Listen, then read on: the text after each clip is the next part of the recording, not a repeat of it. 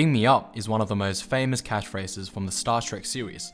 It is the command issued when a character wishes to teleport from a remote location back to the Starship Enterprise. Out of all of the common superpowers that people wish they could have, including invisibility, being able to fly, and time travel, teleportation is up there as one of the most popular wanted superpowers. Outside of the science fiction world, is teleportation ever possible? Well, technically it is already possible within the quantum world, with teleportation involving the instantaneous transportation of information rather than the instantaneous transportation of matter. And that involves the theory of quantum entanglement, which is the properties of one particle affecting the properties of another, even when the particles are separated by a large distance. Currently, in classical physics, there are two ways of describing the behavior of matter and energy, in the form of waves and particles. A particle is a small single finite object. You can hold it on your hand, you can throw it at someone else and they can catch it. It is localized, meaning you can point to it and say, hey look, I found a particle right here, exactly where I'm pointing. There are many ways how a particle can transform into energy, and note the word transform meaning we're changing the particle itself, like in a nuclear reaction. But there are only one way for particles to transfer energy between themselves, which is through collision. You can think of it as going for a bumper car ride. Imagine you are going at 20 kilometers per hour and you hit a bumper car that is stationary. In a perfect world where all kinetic energy is conserved, you would stop and the bumper car you hit will now have the velocity of 20 kilometers per hour, and then it hits another stationary bumper car and it goes on. This is how particles can transfer energy or information.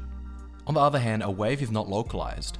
If you want to indicate where a wave is, you have to move your hands around, vaguely gesturing, saying, it's somewhere over there. You cannot hold a wave in your hand, and instead the wave passes over, around, or even through your hand. There are various types of waves, including mechanical waves like sound, which requires a medium and other particles to transfer energy, and electromagnetic waves, which does not require a medium and consists of electric and magnetic fields that propagate through space. You can think of waves in the form of a ripple in a pond. If you drop a stone into the water, there will be ripples or waves moving outwards in concentric circles. The water molecules themselves are not traveling across the pond, they're simply moving up and down in place, transferring the wave's energy outwards. Teleportation is defined as the transfer of matter or energy from one point to another without traversing this physical space between them. But so far, both particles and waves that we have talked about require space to travel through to do what it does. As mentioned before, teleportation can involve the transportation of matter as well as information. When you text your dad, does the information that the text contains count as being teleported from your phone onto your dad's phone? Well, although our current communication devices are incredibly fast, they're not yet instant. For example, if your dad lived on Mars, your text would probably have to take a few minutes to reach him. If we were playing tennis and I hit the ball towards you, the tennis ball would take some time to travel towards you. But now imagine if right after I hit the ball, we pause the time and only the tennis ball is allowed to move. After the tennis ball has hit your side, we then unpause the time. Could we describe the tennis ball as being teleported? How fast is an instant? Anyways, is it 0 seconds or 0 years or 0 nanoseconds or simply 0 time?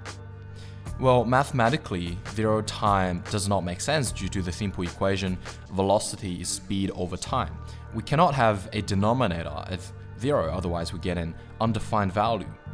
The most commonly used noun in the English language is, according to the Oxford English Corpus, time.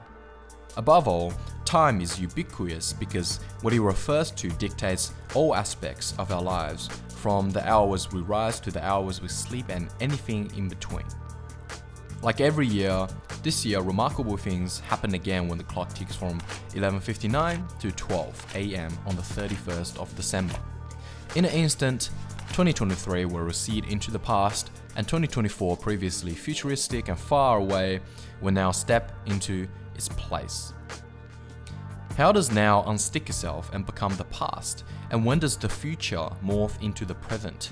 How does these states transition into one another so seamlessly? Or does it? The world could just be consisted of extremely short frames, such as how stop motion animations or your computer screen or videos work. Digital video comprises of a series of digital images displayed in rapid succession. Usually, to the human brain, 24 frames per second, meaning if you are seeing 24 different images every second, will give you a seamless impression of the video. Could the world just be comprised of many instant current moments? Even if it is continuous, there exists a limit to that continuity, right? Think about a 1 meter plank of wood. You could say that it is one continuous piece of wood plank. You could measure it and it could be 100 centimeters or 1,000 millimeters. You could go even smaller to nanometers or even the size of a carbon particle, or even the protons and neutrons in those carbon particles. Could we go even smaller? Yes, we can. A Planck length. Currently, in theoretical physics, a Planck length represents a fundamental limit on the smallest possible length scale. It is the 1.616255 times 10 to the power of negative 35 meters. A proton is about 10 to the power of negative 15 meters in diameter. Circling back to our discussion of undefined values when we have 0 in the denominator, we could imagine instead as having the denominator approaching 0, instead of it being straight up 0 as the case of people do in calculus. Back to the velocity equation, the fastest speed is typically associated with the speed of light in a vacuum, which is approximately 299,792,459 meters per second. And according to Einstein's theory of special relativity, nothing can exceed the speed of light in a vacuum. So let's hold velocity constant as being the speed of light in a vacuum. Now we rearrange the equation so that time is independent. With speed being constant, we can hold length as being relative to time. So the smaller a length we have, the shorter the time. And the smallest length, scientifically speaking currently, is the Planck length. So if we simply plug the Planck length over the speed of light in a vacuum, we could get about 5.3906 times 10 to the power of negative 44. So is this the final shortest time we could possibly get given the current scientific limit? Actually, no. This is all wrong. Well, you see, when we are talking about the speed of light, which is related to the theory of special and general relativity, the classical physics equation velocity equals to speed over time doesn't actually work. And this is simply due to how time works differently at the speed of light. Technically, if you were able to travel at the speed of light, to an observer looking at you, your time would appear to have been stopped, and time is 0. If you've ever watched Interstellar, you know that time is different on other planets somewhere far away, and that is relativity in action. Regardless of all the muddles and puddles, to find out how long now exactly is, where we have to fully understand quantum physics, which is something we do not fully understand yet.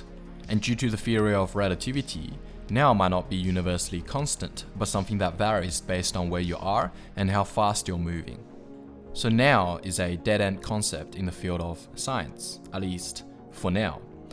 But apart from the objective scientific version of now, what about the subjective experience of now to us? On the roof of a convenience store in Philadelphia is the permanent installation "All the light you see." The neon sign alternates between two statements: all the light you see is from the past, and all you see is the past. It also turns off completely for a brief time. Light takes time to travel, so by the time light reaches your eyes and your brain processes the information, everything you see are technically already in the past. Light from the moon left its surface 1.5 seconds ago, and sunlight travels for 8 minutes and 19 seconds before it touches your skin. From a neuroscience perspective, now is kinda tricky. The best estimate for right now is only about 2.5 to 3 seconds or less. So if you touch your nose, the signal is not instantaneous, but is slightly delayed. So how you feel now might as well being a bit in the past. Our brain takes time to predict and synchronize sensory input to create a cohesive experience. So you can never experience the complete now until it is in the past. A better way of putting it, or finally coming to an ambiguous conclusion to the question how long is now, is that now is the window of time when you experience input from the world to which your brain is able to process it. Why does it all matter anyways? Well, apart from the science being interesting and the neuroscientific implications, we can also see now as a bridge that connects the future and the past. We can imagine time as little people crossing the now bridge from the island of the future into the island of the past. And look, if that doesn't make sense, there's one thing left to say. If someone asks me, what then is time? I'll answer, well, if no one asks me, I know what it is. If I wish to explain it to him who asks, I do not know. And as always, thanks for watching.